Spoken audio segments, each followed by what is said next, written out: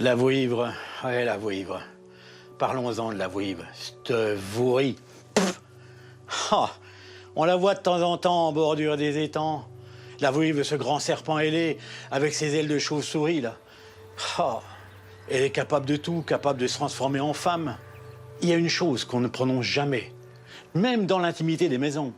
On ne dit jamais la vouivre. J'y crois pas.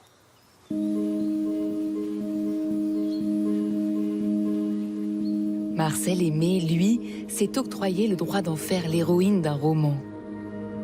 Privilège de l'écrivain, mais un écrivain qui est d'abord un enfant du pays. Son décor et celui de sa vouivre, c'est la plaine du Jura, où l'auteur de La Jument verte et des Contes du Chat perché a passé toute son enfance et son adolescence. Ce territoire de paysans, pétri de croyances populaires, baigne son imaginaire d'histoires fantasques. C'est en pleine Seconde Guerre mondiale qu'il revisite la fable jurassienne. Publiée en 1943, La Vouivre est traversée des interrogations et des tourments de l'écrivain. Ni collaborateur ni résistant, il se tient à l'écart des horreurs du conflit et des passions idéologiques. La créature fantastique remet en cause les certitudes les plus profondes de chaque camp.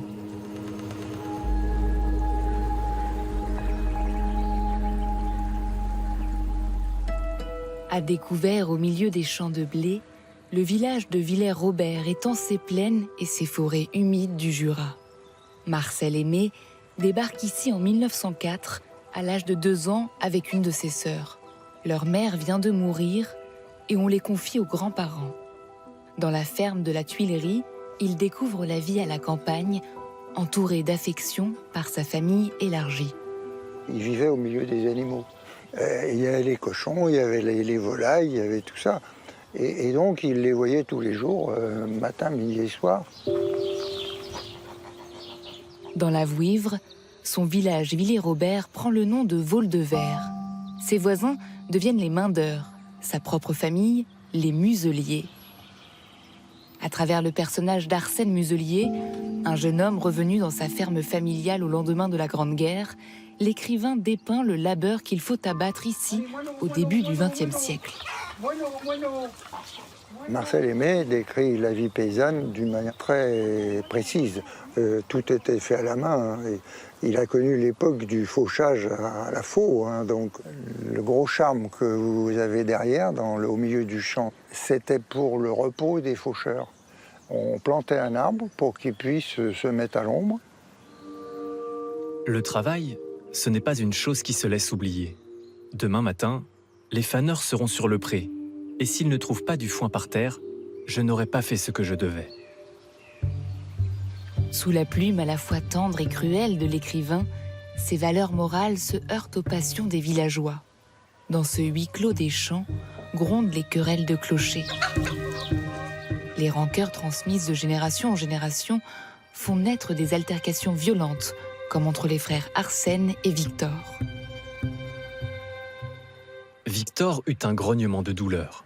Un filet de sang lui vint aux lèvres et dégoûta de son menton sur sa chemise. Regrettant déjà sa faiblesse, Arsène tournait contre lui les dents de la fourche et le regardait au ventre, mais il ne put frapper.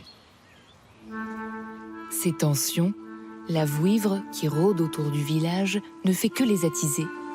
Elle possède une pierre précieuse à la valeur inestimable qu'elle laisse au bord des étangs quand elle se baigne. Certains villageois cherchent à s'en emparer, au péril de leur vie, car les serpents qui protègent la déesse se précipitent sur les voleurs. Marcel Aimé, il prend des personnages et il les prend comme ils sont. Il n'essaie pas de les rendre ou sympathiques ou pas sympathiques. Il n'essaie pas de les rendre meilleurs qu'ils ne sont ou plus mauvais. Il suit son inspiration. Alors certains sont détestables, d'autres sont parfaitement admirables, et puis beaucoup sont entre les deux, la vérité. On est en pleine période de séparation de l'Église et de l'État. Et dans le village où grandit Marcel Aimé, il se situe par son grand-père dans le camp des Républicains. Il subit les railleries et se retrouve au cœur de querelles qu'il transposera plus tard dans le décor de Vaulx-de-Vert. À quelques kilomètres de Villers-Robert, la collégiale de Dole trône sur la ville depuis le XVIe siècle. Elle livre un combat silencieux face à l'ancienne mairie. Sur la même place, Église et République se toisent.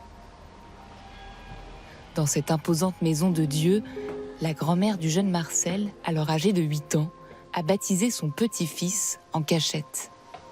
Le petit Marcel, il vit dans une famille radicale. Le grand-père est anticlérical et donc il parle fort, il parle haut, il a une grande autorité. Il n'était absolument pas question de parler de religion dans la maison ou de baptiser le petit Marcel, c'est impensable. Donc le grand-père étant décédé, la grand-mère prend la liberté de baptiser le petit Marcel dans cette collégiale. Même combat lorsque le garçon poursuit sa scolarité au collège de l'Arc, l'établissement laïque juxtaposé à l'école des Jésuites. Quand Marcel Aimé écrit La Vouivre, le régime de Vichy a fait de l'Église la pierre angulaire de sa révolution nationale. La créature fantastique du Jura permet à l'écrivain de s'extirper de cette guerre idéologique. La Vouivre trouble le jeu qui était simple, qui était binaire, les incroyants, les croyants. Et là arrive un être mystérieux, fantastique. Est-ce qu'elle existe, est-ce qu'elle n'existe pas? En tout cas, elle échappe à toutes les catégories. Et donc ça trouble leurs convictions parce qu'elle ne rentre pas dans les cases de leur système idéologique.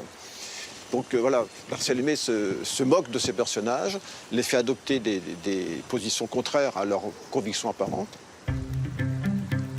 La créature mythologique bouleverse même le personnage du maire, promoteur de la République et farouche anticlérical. Lorsqu'il voit la Vouivre, il pense avoir croisé le diable et chavire dans le mysticisme. Souvent, il avait soif de Jésus, de la Sainte Vierge, et enfourchait sa bécane pour aller se jeter aux pieds du Sauveur. Mais sur le chemin, il se reprenait en pensant au désarroi de ses fidèles électeurs. Se résignant alors à un compromis, il allait faire son signe de croix derrière un buisson. Dans cette pagaille, les luttes semblent vaines et les idéologies, ravivées par le régime de Vichy, s'écroulent. Car pour Marcel Aimé, la vérité absolue n'existe pas. Il n'est qu'une chose à laquelle il s'oppose, la violence. Ces débats, ces coups de gueule, ces prises de position l'ont fatigué assez vite. Et je pense qu'il a pris le parti de n'être d'aucun parti. Pour lui, c'est pas la conviction politique ou religieuse, c'est pas l'idéologie qui fait l'homme. On peut être de tel ou tel parti, peut être une belle crapule. Donc pour lui, la valeur de l'homme, elle ne se cherche pas dans les idéologies, mais dans la personnalité. Et justement, pour dépasser cet antagonisme entre le rationalisme étriqué des radicaux, la foi illuminée des croyants, lui se dégage de ce conflit par le rêve, par l'imagination, par la poésie.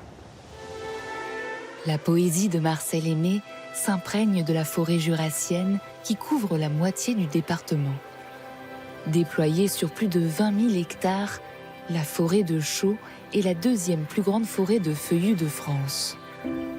Cet espace de liberté, en dehors du monde des hommes, captive le futur écrivain. Et Marcel Aimé, étant enfant en plus, était certainement plus impressionné qu'un adulte peut l'être par la hauteur des arbres et par cette ambiance un petit peu feutrée des forêts. La forêt, c'est un monde vertical où la vue n'est pas dégagée. Donc c'est un monde qui garde son mystère, qui fait travailler l'imagination et où on se repère par le son, par opposition au monde de la campagne qui est horizontal et où on se repère par la vue et où il n'y a pas de mystère puisque la vue, on ne rencontre aucun obstacle. Alors que dans la forêt, tout est caché, donc tout est mystérieux. C'est ce qui l'a amené d'ailleurs à imaginer donc, des êtres magiques, des vouivres. Penché sur son visage, Arsène respirait la vouivre.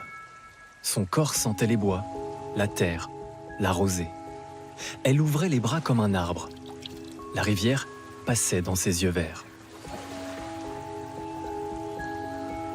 Pour animer cette créature mythologique à l'ombre de la forêt jurassienne, Marcel Aimé a recours au réalisme magique qui marie le surnaturel au réel. C'est d'ailleurs pendant la Seconde Guerre mondiale que l'auteur publie ses plus importantes œuvres fantastiques.